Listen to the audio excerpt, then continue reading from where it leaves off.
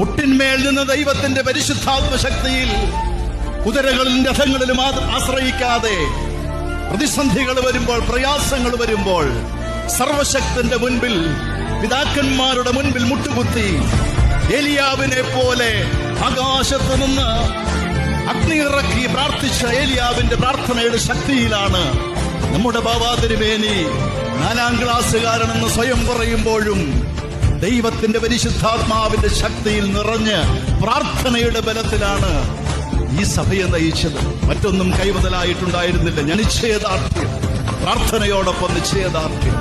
95 വിധി വന്നു. കൂടെ നിന്ന് പലരും അങ്ങോട്ടും ഇങ്ങോട്ടൊക്കെ ആടി. വലിയ പ്രതിസന്ധി. അവിടെ വണ്ടി ഒതുക്കി ബാവ തലയ്ക്ക് രണ്ട് കൈയും ഇങ്ങനെ കൊടുത്തുകൊണ്ട് ഇങ്ങനെ മുന്നോട്ടിരിക്കുക. ഞാൻ ചോദിച്ചു, ബാവ എന്താ തലവേദനയാണ്? പറഞ്ഞു, അല്ല മോനെ, ഒരു പിടിയും കിട്ടുന്നില്ല, എല്ലാം കൈവിട്ടു പോകുന്നത് പോലെ തോന്നുന്നു. എന്നിട്ട് പറഞ്ഞ ഒരു കാര്യമുണ്ട്. കാരക്കുന്നം പള്ളിയുടെ താഴെ ആ റോഡരികിൽ വണ്ടിയിൽ ഇരുന്നു കൊണ്ട് പറഞ്ഞൊരു കാര്യമുണ്ട്.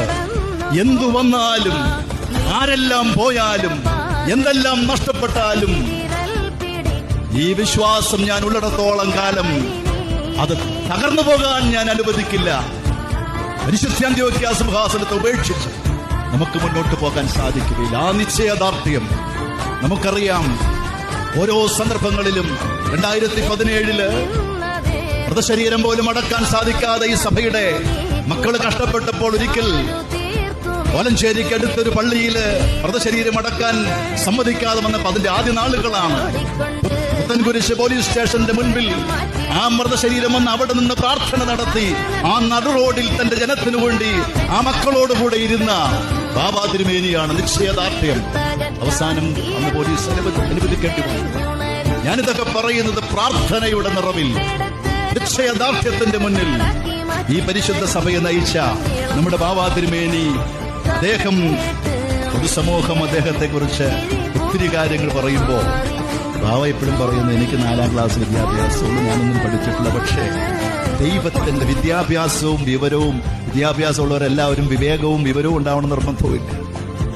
എന്നാൽ വിവേകം, വിവരം, ഇത് രണ്ടും, ജ്ഞാനം, ദൈവിക ജ്ഞാനം കൊണ്ട് നിറഞ്ഞ ഒരു സഭാ നേതാവ്.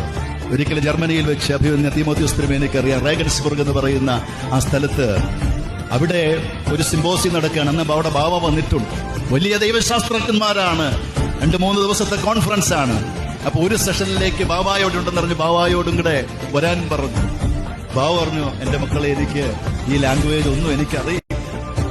അപ്പൊ ഞാൻ പറഞ്ഞു, ബാവ പറഞ്ഞു, ഞാൻ തർജ്ജമ ചെയ്തോളാം.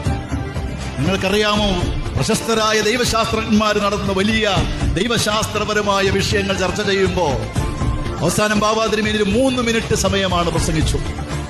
അത് കഴിഞ്ഞപ്പോൾ അവിടുത്തെ ബിഷപ്പ് പറഞ്ഞ, റേഗൻസ്ബർഗിലെ ബിഷപ്പ് പറഞ്ഞൊരു പരാമർശമുണ്ട്.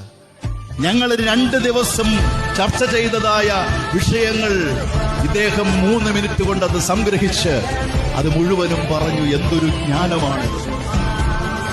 ഞാൻ പറഞ്ഞത് ദൈവിക മനുഷ്യന്റെ ജ്ഞാനമല്ല, ദൈവിക ജ്ഞാനം കൊണ്ട് നിറഞ്ഞു നിന്ന നമ്മുടെ ശ്രേഷ്ഠ ബാബാ തിരുമേനി.